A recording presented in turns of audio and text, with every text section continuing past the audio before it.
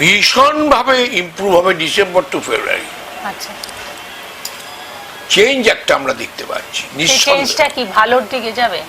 Change ভালো একটু হবে, রক্তপাত চলবে। আচ্ছা, 26শে এপ্রিলের পর থামবে। মানুষের অ্যাক্সিডেন্ট, দুর্ঘটনা, মৃত্যু যেন রাস্তায় এরকমভাবে ঢাকছে। তো সবাই যদি এই সময় এই কালী পুজোতে মায়ের কাছে সবার জন্য যে একটু প্রার্থনা করে যে মা আর রক্ত চাই না, আর খুন খারাপি চাই না, আর ধর্ষণ চাই না, মা এই বিপদ থেকে তুমি রক্ষা করতে পারো।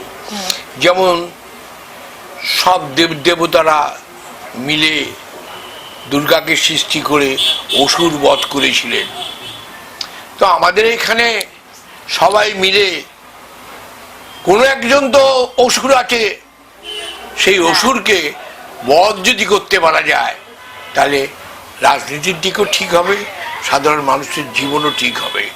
আজকে কত শিক্ষিত ছেলে বেকার, কত শিক্ষিত সরকারি চাকরি পেয়ে বসে আছে।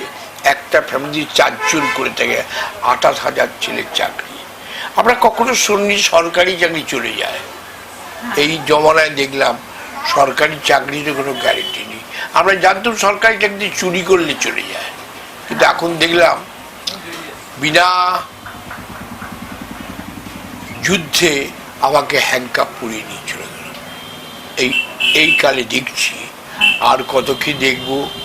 বয়স বাড়তে আরম্ভ করেছে, বলার মতো পাচ্ছি না, সাধারণ মানুষ ছাড়ছে না।